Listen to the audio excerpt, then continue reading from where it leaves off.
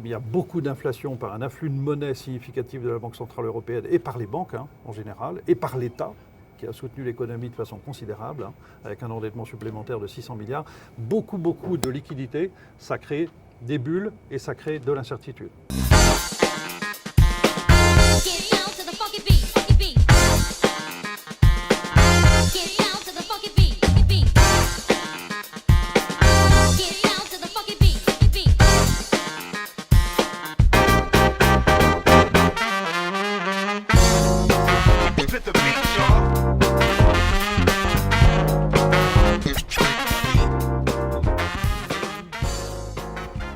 Bonjour Maurice Bourrigaud. Bonjour Philippe Clarence. Alors, bienvenue sur le plateau de 600 secondes cash. Vous êtes le directeur général de la Banque Populaire Grand Ouest, BPGO, et vous êtes aussi président du comité régional des banques de Bretagne.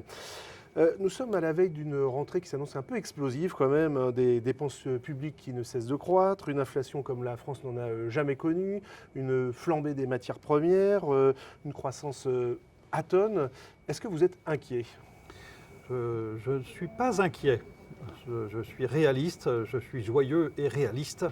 C'est-à-dire qu'il y a beaucoup de défis en effet, et notamment cette inflation et ce dollar qui prend le pas sur l'euro. Et donc oui, il y a des défis très importants. Et surtout, il y a un besoin de pédagogie. On voit bien qu'aux élections, par exemple, on n'a plus ce contact, cette compréhension entre ceux qui comprennent des choses, mais qui ne comprennent pas tout. Personne ne comprend tout, et donc il y a besoin de beaucoup de partage de connaissances. Est-ce que vous commencez à avoir des situations d'entreprises qui sont, on va dire, périlleuses et qui vous inquiètent ?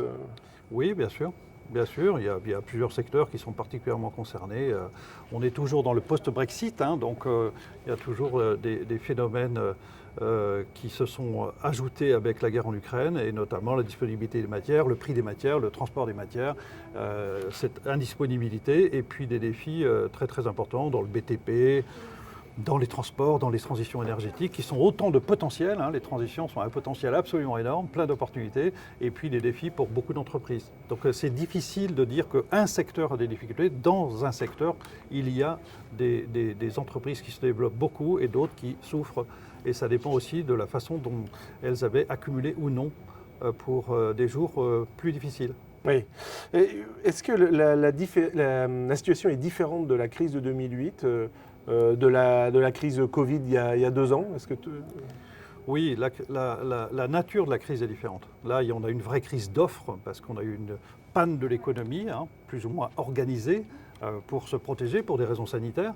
Et puis là, aujourd'hui, s'ajoute une crispation mondiale sur plein de secteurs d'activité, dont l'énergie, mais avec beaucoup d'impact sur l'agroalimentaire et avec l'industrie.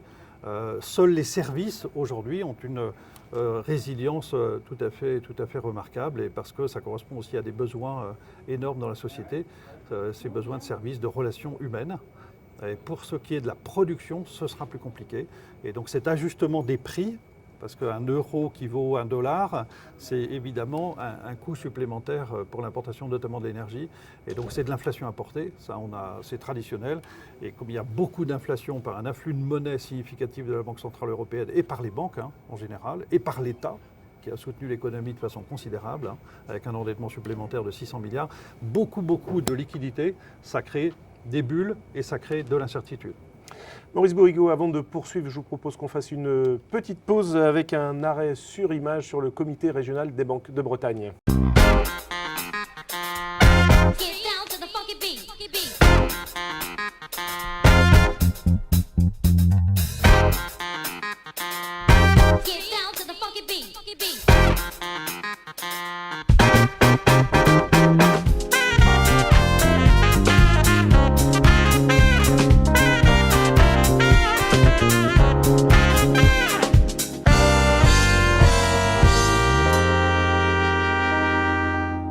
Alors Maurice Bourrigaud, parlons un peu de vous. Vous êtes le petit dernier d'une famille de 7 enfants. Vous êtes natif d'Ancenis en Loire-Atlantique et vous vouliez être au départ assistant social. Alors le social et la finance, la banque, c'est quand même deux mondes très différents. Expliquez-nous.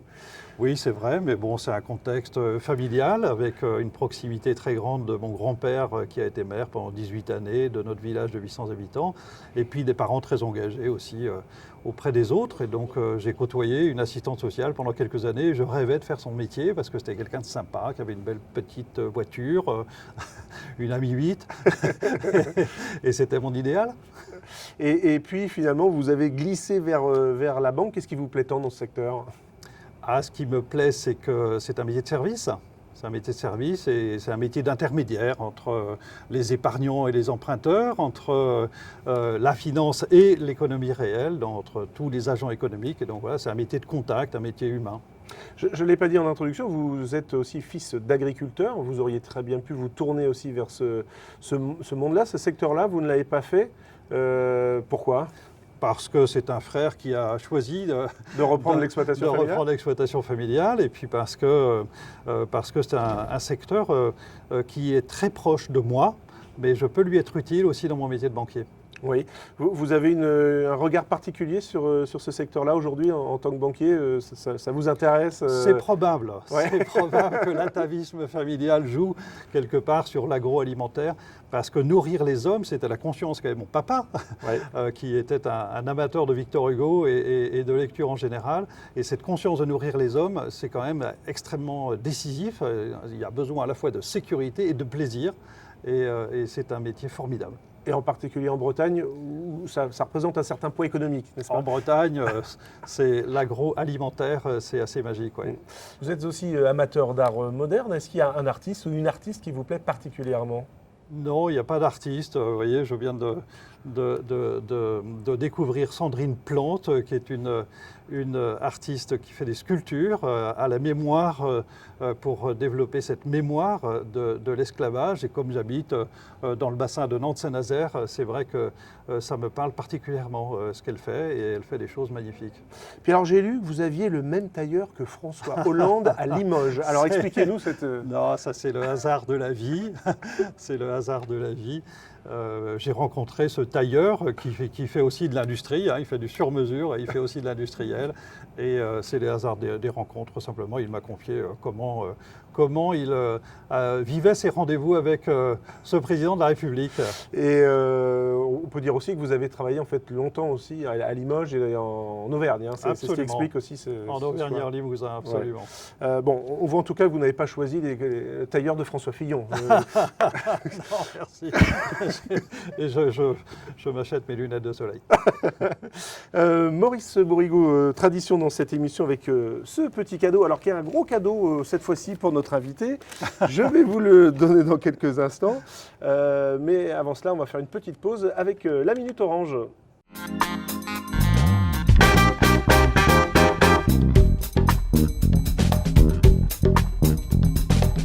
Le développement du e-commerce en Afrique se heurte, encore aujourd'hui, à un écueil fondamental, l'absence ou le manque de système d'adressage. Faute d'adresse postale précise ou complète, la livraison de produits est hasardeuse. À l'heure actuelle, une livraison sur deux est un échec. Maali offre à ce problème une réponse simple, digitale et adaptée aux pratiques et usages locaux. Le projet a bénéficié du soutien et de l'accompagnement de la structure d'intrapreneuriat d'Orange, l'Intrapreneur Studio. Il met en œuvre la méthodologie du Lean Startup, qui permet, de façon agile, de valider nos idées rapidement en les confrontant au marché, tout en minimisant l'investissement au démarrage. Il s'agit ainsi de démontrer que le service a un réel intérêt pour le client. Intégré à son offre de paiement mobile Orange Money, Orange a l'opportunité, avec Maali, d'accompagner l'émergence du e-commerce en Afrique en offrant un service innovant et différenciant. En ciblant et outillant les petits marchands informels africains, il favorise l'inclusion numérique et financière en adéquation avec les valeurs du groupe.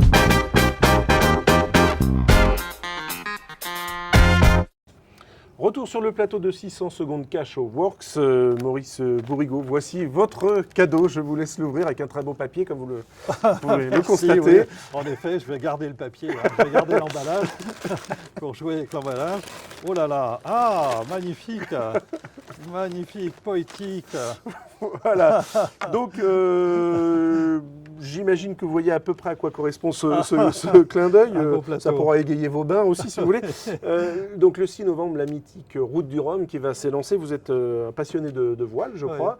Votre banque, la BPGO, aussi sponsorise un ultime. Qu'est-ce que ça vous inspire, cette course et la voile en particulier? Ah, la voile d'abord, c'est comme l'agroalimentaire, c'est comme l'agriculture en Bretagne. Hein. Voilà, on a sur le territoire de Banque Populaire Grand Ouest 2700 km de côte et il se passe sur ce littoral des choses absolument magiques. Et pour nous, être armateur, Banque Populaire est un armateur qui fabrique les plus grands voiliers du monde, hein, 32 mètres de long, 23 de large, 38 mètres de mât. C'est magique, on fait travailler 115 entreprises pour fabriquer ce bateau et dont 90% du chiffre d'affaires est sur notre territoire. Donc c'est d'abord des connaissances avec un architecte, avec une équipe, un team Banque Populaire dirigé par Ronan Lucas et c'est d'abord de l'économie locale et du développement par l'innovation. Et les innovations qu'il y a sur ce bateau, eh bien, elles iront sur votre bateau bientôt, Philippe. Bien sûr. Voilà, c'est les Formule 1 des mers. Et la route du Rhum est une route absolument magique, une destination Guadeloupe absolument magique, avec une histoire particulière. Et ce départ de Saint-Malo, c'est un pays de corsaires et c'est un pays de conquérants. Et donc ça nous plaît beaucoup. Merci beaucoup Maurice Borigo pour cet échange. On se retrouve au mois de novembre donc à Saint-Malo. Et je vous dis à très vite pour une nouvelle émission. Salut!